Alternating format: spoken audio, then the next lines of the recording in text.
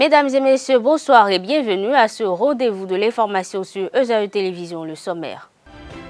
Comme annoncé, la traditionnelle consultation annuelle du FA, dénommée TOFA, a eu lieu ce samedi 14 décembre à Cotonou. De cette consultation effectuée par des associations telles que Béné-Toufa et plusieurs roudis du pays, il ressort 3 signes. Le chef de culte Tron, Rounongan Aïe Nanrin, explique ces signes dans cette édition. À l'occasion de la célébration des 20 ans du chapitre Internet Society Bénin, les membres de bureau Chapter Week se sont donné rendez-vous la semaine écoulée à Cotonou. Pendant 3 jours, il a été question de faire le bilan des activités réalisées par le bureau et rendre hommage aux Béninois ayant reçu des prix internationaux dans le domaine de l'Internet. L'association sportive du port autonome de Cotonou a battu ESAE-FC samedi dernier avec un score de 1 but contre 0 à Cotonou. C'est dans le cadre de la 9e journée de la Vitalor League 1. Papa. Oui, ma fille. Tu sais, je t'ai dit qu'après mon bac, je veux devenir journaliste reporter d'image, non? Papa, tu penses m'inscrire où? ESAE. ESAE, papa. Waouh! Maman, maintenant que j'ai eu le bac, je veux faire les finances et trésors. Tu comptes m'inscrire où? ESAE, mon fils. ESAE? Oui, maman. Papa, Oui. tu sais qu'après mon bac, je veux être diplomate, non? Et tu comptes m'inscrire dans quelle université? Mais ESAE, naturellement. ESAE?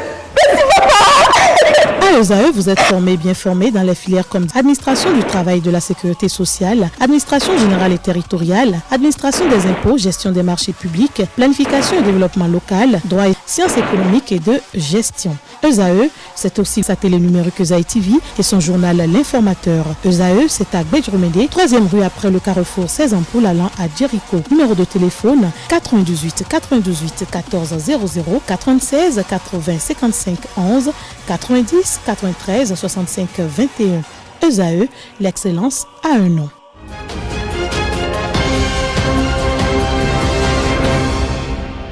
Les prédictions du FA pour l'année 2020 sont désormais connues. Il s'agit de Tula Cholodi, Lete-Igbe et 10 troupins issus de la consultation du samedi dernier. Le Lete-Igbe étant le principal signe, il évoque plusieurs insuffisances que Rounongan Aïnanré explique ici au micro de Jacques Maouillon d'Almeida. Oui, le TOFA, c'est une initiative de nos ancêtres remontant au royaume d'Abomey. Les rois d'Abomey ont chacun d'eux a eu son bokono et le roi consulte son bokono pour savoir sur quel signe il va pouvoir exercer son influence pendant toute l'année, quelles sont les perspectives qui peuvent se produire. Donc c'est l'origine du TOFA. C'est pour toute la nation, pour savoir comment le chef, comment le premier responsable va organiser et comment les choses vont se dérouler cette année-là. Donc c'est l'origine lointaine du TOFA. Et maintenant, de façon récente, depuis 13 ans, nous sommes à la 13e édition, certaines personnes, l'association des Fagbassa du Bénin et l'association Bénin TOFA, avec la structure L'Ordre au Nord, eh bien, s'associent pour faire le TOFA depuis 13 ans que ça se déroule. Voilà. Et ce qu'il y a, la consultation a eu effectivement lieu, le collège des Bokono s'est réuni et pour la consultation, nous avons généralement 3 signes. Il y a le signe principal de cette année qui est les Taïbé. Et nous avons su Adji, Tula Cholodi, et nous avons su Akwe Ditropin. La consultation est négative. Et on a dû chercher la cause de ce refus. Et on a trouvé, comme on le dit en fond, que c'est rien. C'est l'opprobre ou la grande honte. Voilà, donc c'est le signe qui est apparu. Et d'une manière générale, on se focalise sur le thème principal, c'est-à-dire les Taïbé. Donc c'est sur ça qu'on se focalise. Donc si vous voulez qu'on en parle, eh bien, donc, on peut déjà commencer pour dire que le signe principal de cette année, à mon avis, est un signe bon pour le pays. si certaines précautions sont prises, bien sûr. Le signe Letaigbe, d'abord, met l'accent sur les Minona. Et lorsqu'on parle de Minona, il faut voir ça au niveau de Minona divinité et Minona personne physique, c'est-à-dire nos mères, nos épouses, nos sœurs, la femme d'une manière générale. Bien, donc c'est sur ça que se trouve accentué le Tofa de cette année avec le signe Letaigbe. Nous avons d'autres divinités bien sûr qui s'ajoutent à part Minona bien sûr. Nous avons Dan, la divinité Dan, nous avons la divinité Tohoso, nous avons la divinité Sapata bien sûr. Et ce signe Letaigbe là recommande aux autorités de ce pays à travers les fagleta, à travers les légendes, qu'il faut d'abord régler les contradictions et les problèmes internes. Le signe signale qu'il y a des problèmes, il y a des contradictions, il y a des difficultés à l'intérieur du pays. Il faut s'atteler à les régler, à voir clair à l'intérieur du pays, plutôt que de se tourner vers l'extérieur pour dire je veux régler les problèmes, l'image que le Bénin a à l'extérieur. Pour que le Bénin puisse présenter une bonne image à l'extérieur, il faut que ces contradictions internes soient réglées. Donc le CEPFA nous recommande de régler les problèmes intérieurs, les contradictions qui peuvent se présenter et c'est après ça maintenant qu'on va essayer de soigner notre image à l'extérieur du pays. Ce signe aussi nous signale que d'abord que ce soit au niveau des ménages et par ricochet je vais aussi en parler au niveau du pays, il faudrait accorder une attention particulière aux femmes.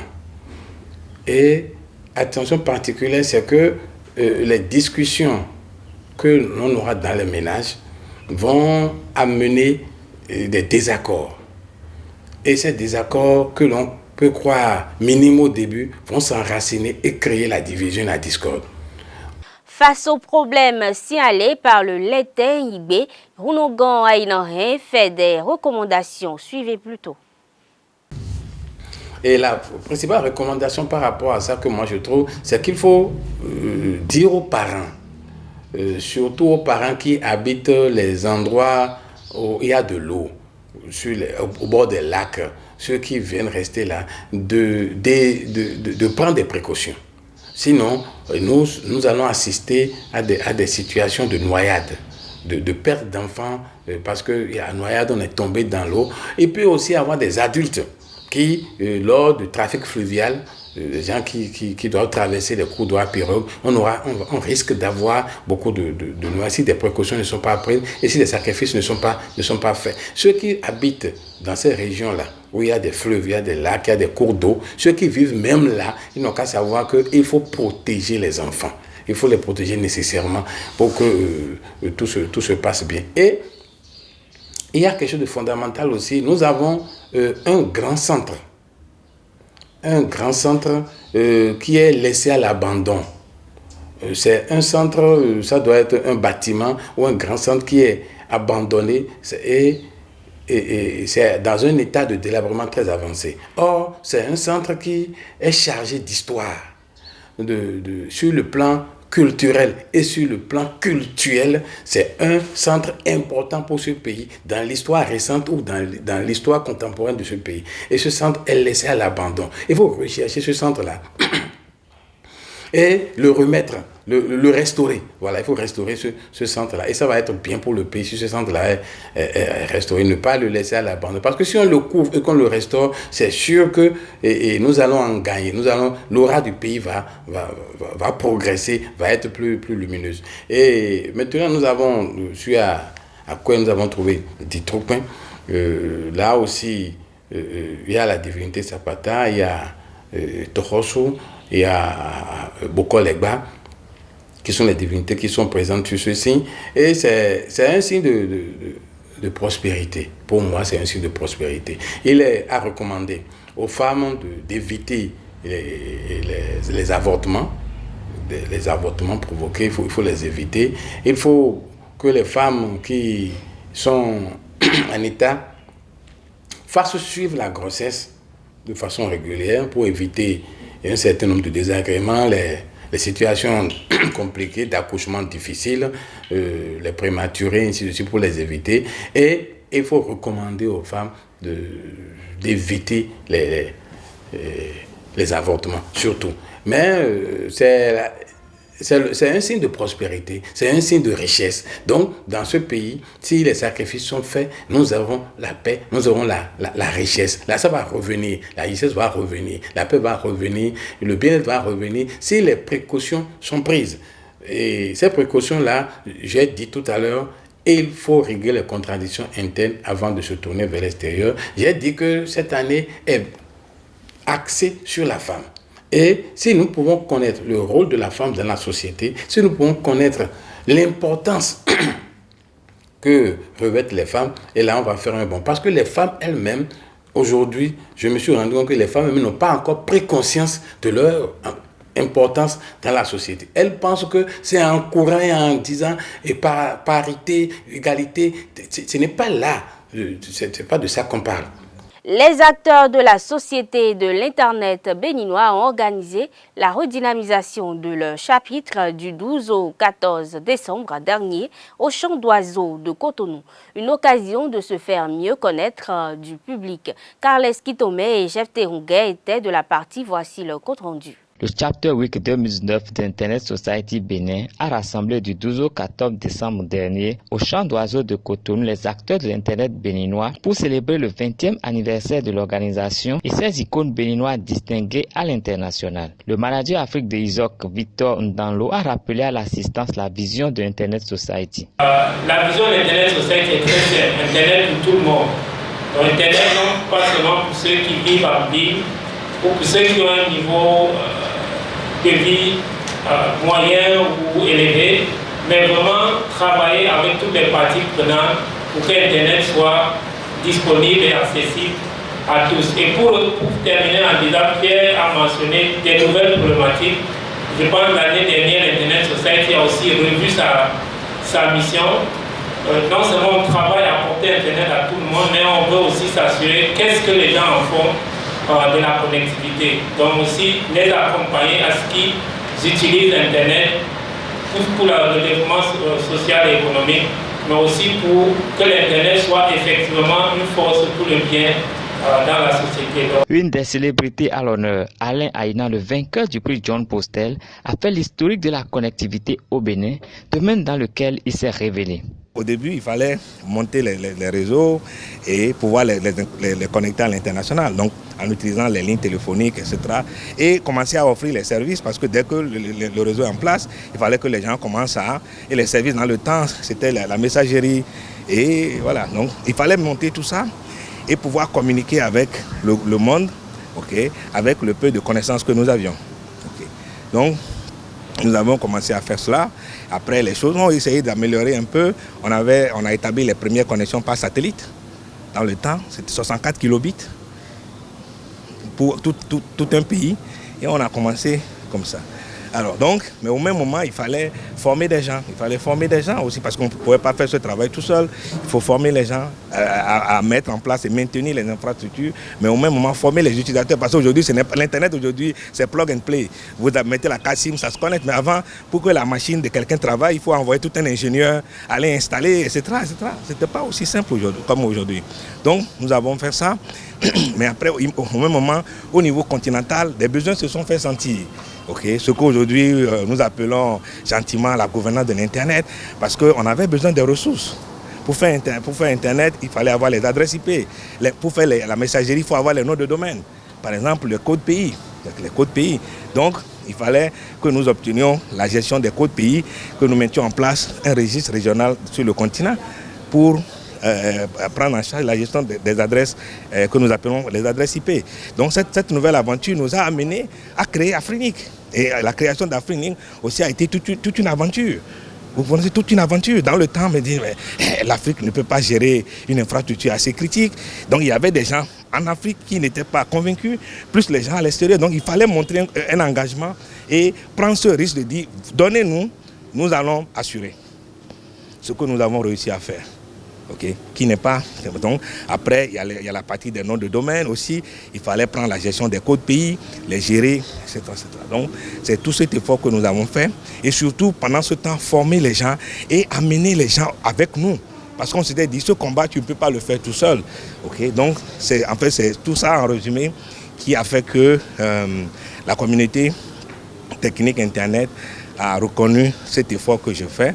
Plusieurs contrats ont été signés au cours de ce Chapter Week pour le développement et la qualité du contenu de l'Internet au Bénin. Le président du chapitre béninois a fait le bilan des réalisations de son mandat et a annoncé le plan d'action 2020 d'ISOC au Bénin.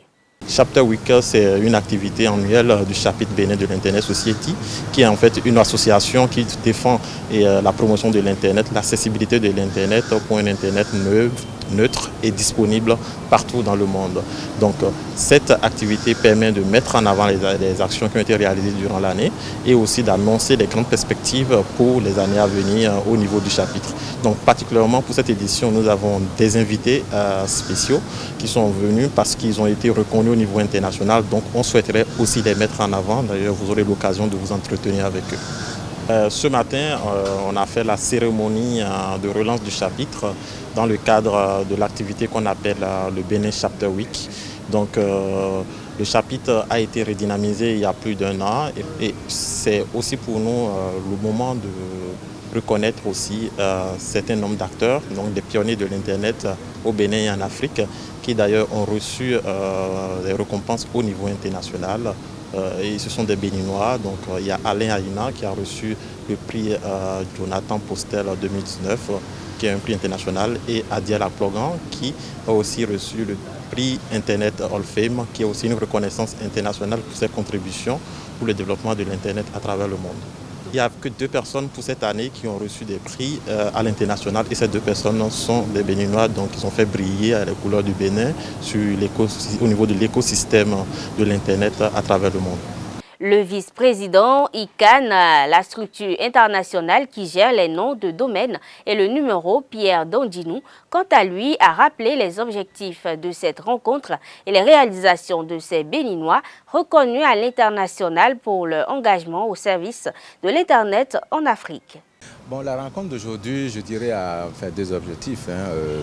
Disons, le premier objectif, en fait, c'est le 20e anniversaire du chapitre ISOC du Bénin.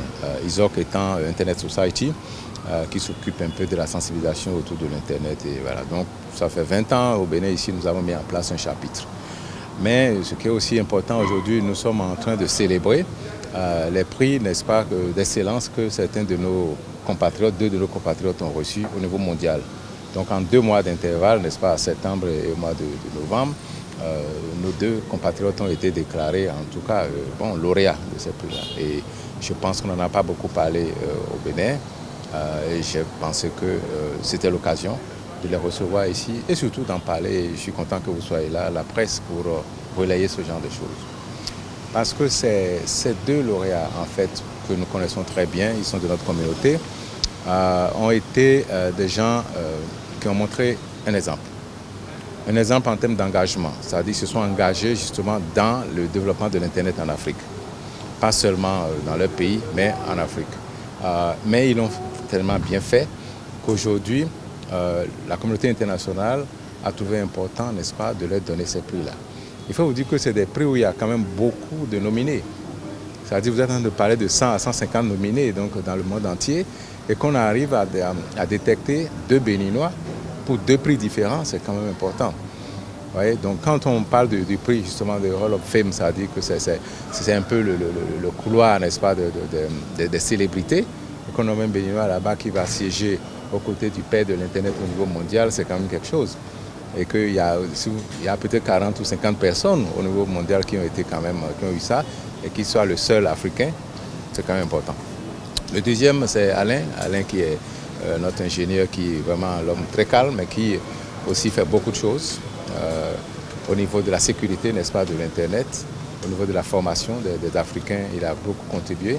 Et donc, on l'a reconnu lui aussi et on lui a donné le prix de John Postel, qui est un autre prix vraiment d'excellence parce que John Postel, c'était vraiment l'ingénieur qui était caché dans son coin, mais qui gérait l'Internet. Vous voyez, un seul individu avec son calepin gérait l'Internet, n'est-ce pas, dans les années 75 et autres. Et lui, c'est un peu ce qu'il a fait. Aujourd'hui, Alain, il était partout. Il a formé près de 400 à 500 ingénieurs africains dans la maîtrise des réseaux. Il a aussi été dans tout ce qui est sécurité. Au niveau de nos autres ICANN, par exemple, il fait partie de nos experts en sécurité qui gèrent ce que nous appelons le DNSSEC, de la sécurisation du DNS.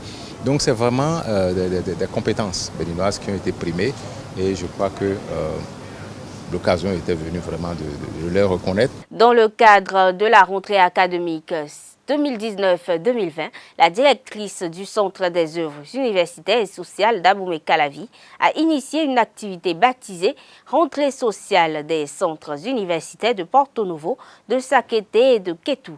Une activité qui s'inscrit dans la dynamique d'aller au contact des 10 étudiants de ces différents campus précités afin de s'enquérir directement et ceux de vive voix des différentes difficultés sociales auxquelles sont confrontés ces derniers. À l'occasion, une présentation des grandes avancées entreprises par le COUSACE en ce qui concerne l'hébergement, la restauration et la couverture sanitaire a été exposée. Je vous invite à suivre la directrice Ghislaine Claude Fagbon au micro d'Abdelkader Achiro. Nous avons continué la réflexion des résidences universitaires pour améliorer les conditions d'hébergement et les efforts sont faits dans la distribution de l'eau dans les résidences en cas de coupure. Bon, à Calavi notamment, on a fait des forages parce qu'il y a de gros problèmes d'eau là-bas.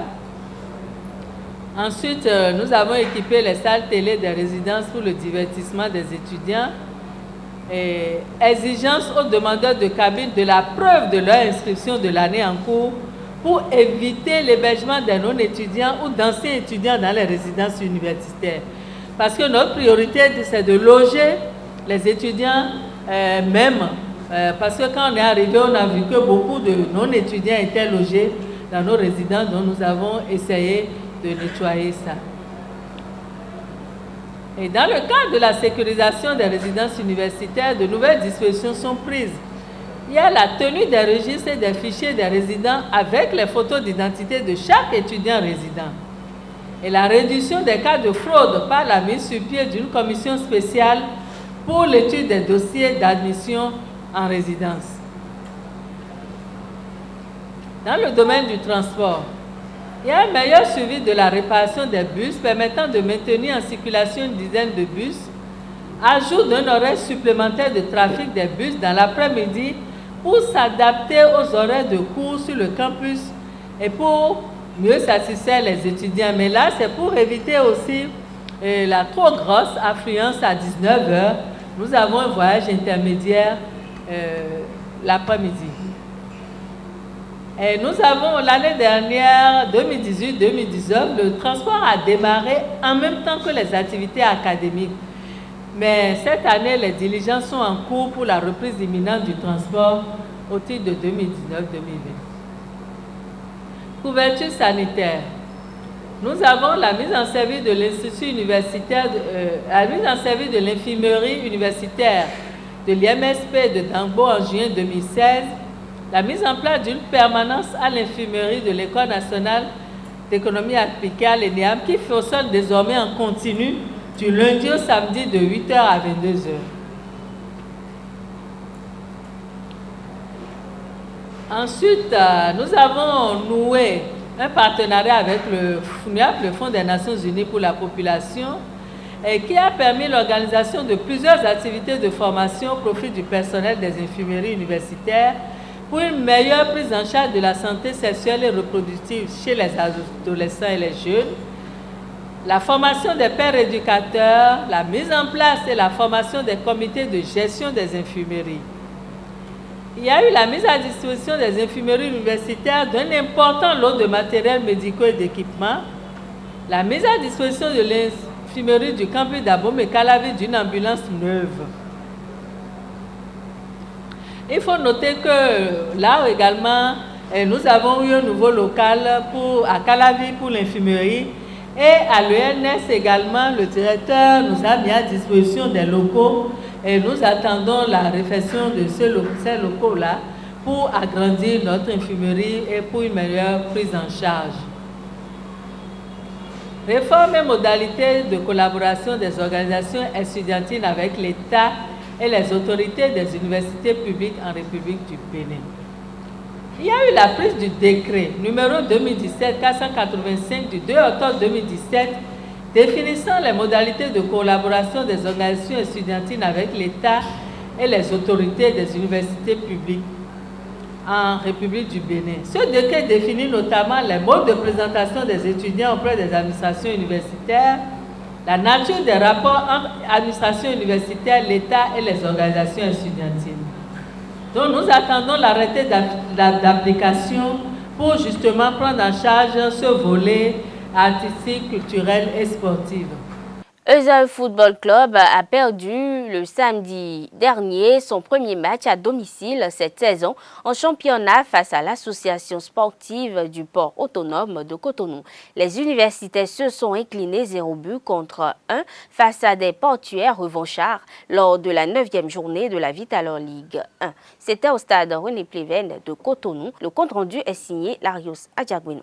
L'acte 9 de la Vitalor Ligue 1 2019-2020 a offert ce week-end un remake de la finale de la Coupe du Bénin 2019 entre Esaü Football Club et Aspac au stade René Pleven de Cotonou. Dans ce choc annoncé de la journée, les universitaires se créent la première occasion franche du match à la 22e minute. Sur un raid solitaire, Emmanuel Samuel résiste au retour des défenseurs portuaires, mais bute sur le portier Isiaka Ogoubi.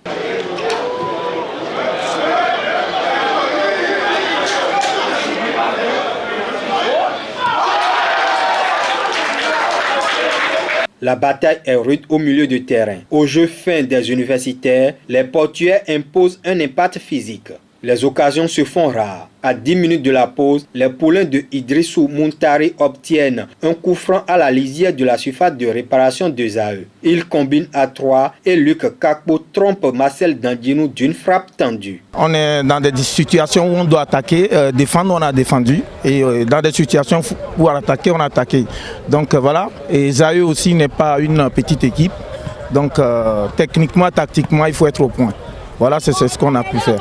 Massim Kokpon, Alfred Linkpon, Rochdan Bello vont pousser en seconde période sans parvenir à rétablir la parité. Ils essuient leur première défaite à domicile cette saison. Nous perdons sur un but, mais le contenu est bon. Moi, je retiens le contenu. Je constate que c'est encourageant quand même de la part de mes joueurs. Pour ce match, le coach Richard a dû composer avec un effectif décimé par des blessures. Quand je fais le point, je fais jouer une équipe avec 6 titulaires et en moins. Ça veut dire que c'est sérieux sur le plan médical. Cette deuxième défaite après 8 matchs disputés relègue Esaü de la 2e à la 6e place à 3 unités du leader Aïma FC, 17 points. Mais le club universitaire peut combler cet écart en cas de succès face à UPI ONM le mercredi 18 décembre 2019 en match en retard de la 8e journée de la Vitalor Ligue 1. Mesdames et messieurs, ce sera tout pour ce rendez-vous de l'information. Merci de l'avoir suivi. À bientôt.